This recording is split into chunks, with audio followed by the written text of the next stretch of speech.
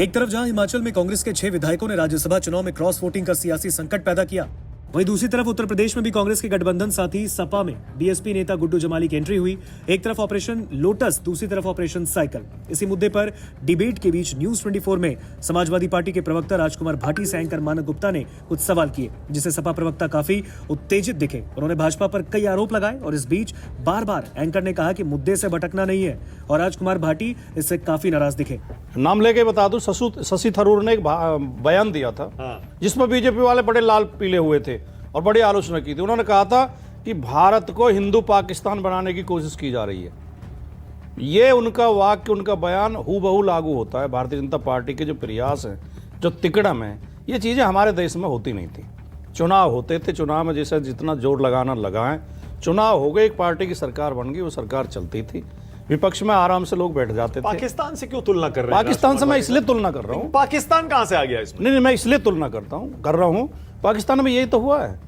सरकार तो होता ही नहीं है, सरकार पलट देना, सरकार को गिरा, सरकार वहां क्या सरकार ही नहीं होती है वहां? हाँ, क्या बिल्कुल, सरकार होती बिल्कुल, है? वहाँ लोकतंत्र नाम की कोई चीज है ही नहीं वहां पर। वहाँ सेना हस्तक्षेप करती है, लेकिन हस्तक्षेप क्या करती है? वही चलाती है।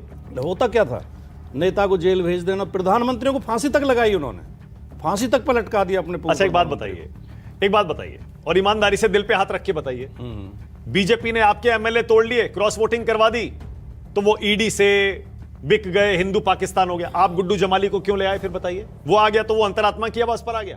दरअसल डिबेट के दौरान एंकर मानक गुप्ता ने सपा प्रवक्ता से सवाल किया कि गुड्डू जमाली से अखिलेश यादव क्या दिखाना चाहते हैं। क्या ऑपरेशन लोटस का जवाब अब ऑपरेशन साइकिल से दिया जाएगा? इस पर जवाब देते हुए सपा प्रवक्ता ने वोटिंग, चुनावी धांधली और हिंदू मुसलमान के मुद्दा छेड़ दिया। इस दौरान डिबेट में सपा प्रवक्ता और एंकर के बीच तीखी नोकझोंक भी हुई। मैं कहना यह चाह रहा था शुरू में, बीच में आपने टोक दिया कि इस देश में वर्तमान हालात ये चल रहे हैं कि पहले तो वोटर लिस्ट में वोट काटे जाते हैं समुदाय विशेष के, फिर जिस दिन पोलिंग होता है पुलिस से लाठियां बजवाई जाती हैं, उनके वोट नहीं पड़ने दिए जाते।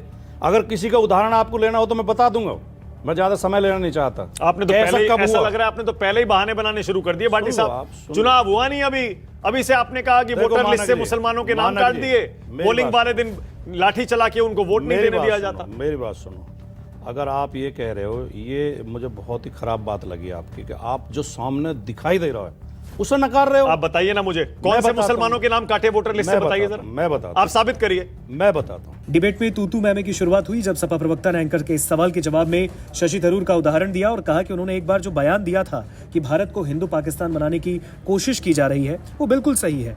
एंकर ने इस पर सपा प्रवक्ता को टोका और कहा पाकिस्तान से भारत की तुलना करना गलत है। जिस देश में लोकतंत्र है ही नहीं उसकी तुलना भारत से कैसे हो सकती है? इसके बाद सपा प्रवक्ता ने ईडी और केंद्रीय एजेंसियों का मुद्दा उठाया। इसके बाद एंकर मानक गुप्ता ने फिर सवाल किया कि ऑपरेशन लोटस के उलट गुड्डू जमाली को ले आना सही है।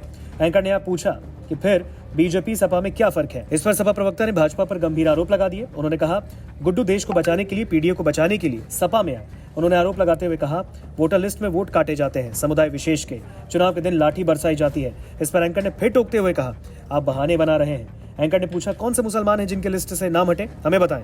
इस पर सपा प्रवक्ता ने 2022 के चुनाव के बाद अखिलेश की पीसी का जिक्र किया जिसमें चुनाव धांधली का आरोप लगाया गया था। इस बीच सपा प्रवक्ता ने आरोप लगाया कि रामपुर चुनाव में मुस्लिम इलाके में सिर्फ 12% वोट पड़े जबकि हिंदू इलाके में 61 से 71%। इसी के बाद एंकर ने सपा प्रवक्ता को दोबारा टोका और पूछा आप ये जवाब दें कि ऑपरेशन साइकिल क्यों चला, और आगे बीजेपी प्रवक्ता की तरफ बढ़ने लगे। इस दौरान भी सपा प्रवक्ता ने अपना आपा खोया, हालांकि एंकर ने बात संभाली और आगे सवाल किए। रामपुर में चुनाव हुआ विधानसभा का, हिंदू इलाकों में 61%, 71% वोट पड़ा, मुस्लिम इलाकों में 12% वोट पड़ा, जो कि आजादी के बाद कभी नहीं पड़ा 50% से कम वोट, केवल 12% वोट।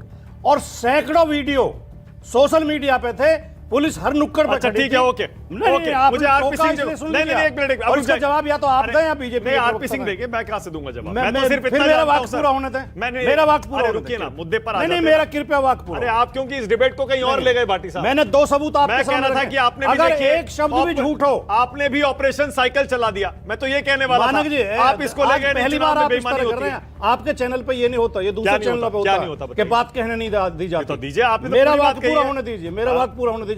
और मैं जो बात कहूंगा सबका सबूत दूंगा। अगर एक बात गलत हो मैं यहीं सजा भुगतने को तैयार हूं। एक मिनट बीजेपी को मेरा घेरिए। वाक्य तो पूरा होने आप दें, आप बीजेपी फिर को खूब- घेरिए, देखिए, आप सुन- किसी को भी घेरिए, मुझे कोई फर्क नहीं पड़ता। आप मेरा मैं यहाँ- वाक्य पूरा मैं होने यहाँ- दें, फिर चाहे आप खंडन करें या आरपी सिंह ना खंडन आरपी सिंह करेंगे, मुझे कोई दिक्कत नहीं देखिए है। मुझे सिर्फ तथ्यों से लेकिन मेरा मतलब है। वाक्य पूरा होने दें। अरे कह तो दिया भाटी साहब, नहीं साहब होने बता दे दें। रहे आप, नहीं होने दे रहे। अच्छा मैं 30 सेकंड और देता हूं, बोलिए।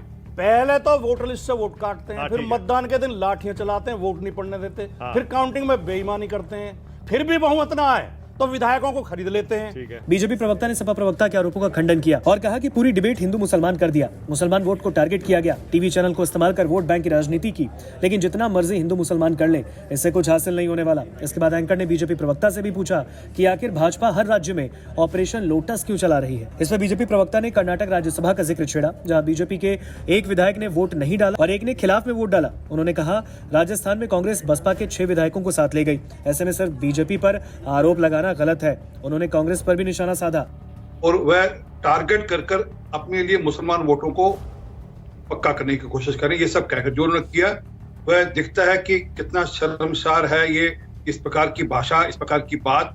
एक टीवी चैनल, आप जैसा टीवी चैनल को यूज कर कर वह एक वोट बैंक की राजनीति कर रहे हैं। परंतु मैं आज उनको कह दूं, इस सबसे उनको वोट पड़ने वाला नहीं है। जितना मर्जी हिंदू मुसलमान कर लें, जितना मर्जी सब कर लें, इस सबसे वोट पड़ने वाला नहीं है।